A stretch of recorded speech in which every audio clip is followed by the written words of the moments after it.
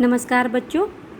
जैसा कि हमने छायावादी युग के बारे में डिस्कस करना शुरू किया है, हमने इसके प्रमुख कवि जैसे कि जयशंकर प्रसाद जी, सुमित्रानंदन पंत जी और सूर्यकांत त्रिपाठी निराला, महादेवी वर्मा और इसके अलावा श्यामा प्रसाद पांडे, गुरु भगत सिंह और उदय शंकर भट्ट के बारे में डिस्कस कर लिया है। तो आज हम कुछ अन्य काव्य धाराओं के बारे में डिस्कस करेंगे जो कि छायावाद युग से संबंधित है। छायावादी युग में और भी कई धाराएं थी, इनके अलावा वो कौन कौन सी हैं आज हम उसके बारे में डिस्कस करेंगे।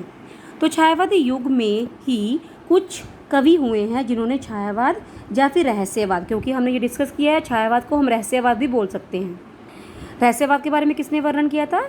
रहस्यवाद के महात्मा आचार्य शुक्ल जी ने किया था। रहस्यवाद के बारे में डिस्कस कि परंपरा से परे हटकर भी लेखन कार्य किया गया, कि इसमें ये बताया गया है कि छायावाद में सिर्फ रहस्यवाद से संबंधित नहीं लेखन किया गया, इसके अलावा भी कुछ कार्य किए गए, कुछ लेखन कार्य किया गया।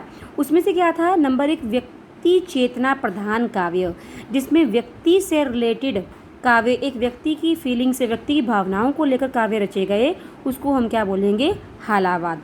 और हालावाद का जो समय था वो क्या था? 1933 से 1936 तक। राष्ट्रीय चेतना प्रधान काव्य, छायावाद युग में राष्ट्रीय चेतना प्रधान काव्य धारा या फिर राष्ट्रीय सांस्कृतिक कविता से आधारित काव्य की रचना भी की गई। समष्टि चेतना प्रधान काव्य धारा या समेकित काव्य धारा। तो 3 काव्य धाराओं, इसके अलावा छायावाद में 3 काव्य धाराओं की कौन कौन सी? व्यक्ति चेतना प्रधान काव्य, दूसरा राष्ट्रीय चेतना प्रधान काव्य और तीसरा समष्टि चेतना प्रधान काव्य। ये 3 प्रकार के काव्यों की रचना भी छायावाद युग में की गई।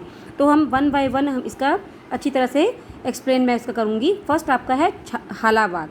हालावाद में किसके बारे में? हालावाद का संबंध किससे है? व्यक्ति चेतना, एक व्यक्ति पर आधारित जो वाद है छायावाद के अंदर आता है, उसको बोलते हैं हालावाद।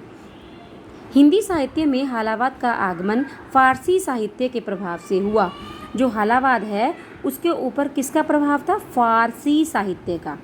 डॉक्टर गणपति चंद्रगुप्त के अनुसार इस प्रकार की प्रवृत्ति को ही आलोचकों द्वारा हालावाद कहा गया, परंतु डॉक्टर गुप्त स्वयं इसे हालावाद नाम देना उचित नहीं मानते। इसे व्यक्ति चेतना प्रधान काव्य कहकर पुकारते हैं।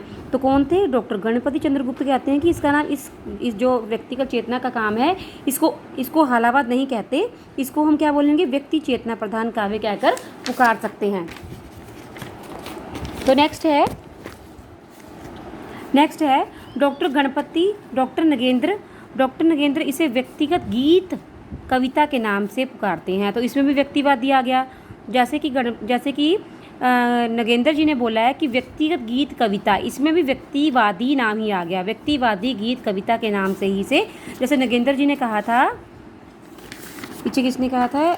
ये कहा था गणपति चंद्रगुप्त जी ने कहा था कि व्यक्तिगत चेतना होनी चाहिए, ऐसे ही इसका नाम नगेंद्र जी ने क्या बोला? व्यक्तिवादी गीत कविता के नाम से इसे पुकार सकते हैं। तो हालावाद जो था, जब व्यक्तिगत चेतना का काव्य था, उसके प्रमुख कवि क्या कौन कौन से थे? हरिवंश राय बच्चन जो कि इसके प्रवर्तक माने जाते हैं हालावाद के, भगवती चरण वर्मा हालावाद, रामेश्वर शुक्ल जी हालावाद के कवि हैं, आरसी प्रसाद सिंह जी कवि हैं, नरेंद्र शर्मा जो कि हालावाद के कवि हैं, शंभुनाथ सिंह जी भी हालावाद के कवि हैं, हंस कुमार तिवारी, श्रीपाल सिंह क्षेम, देवराज दिनेश, ये सारे कवि जो हैं वो हालावाद से संबंधित है। तो नेक्स्ट वीडियो में हम हरिवंश राय बच्चन जी के बारे में पढ़ेंगे कि इनका हालावाद के प्रवर्तन में हालावाद में क्या सहयोग है इनका। Thank you.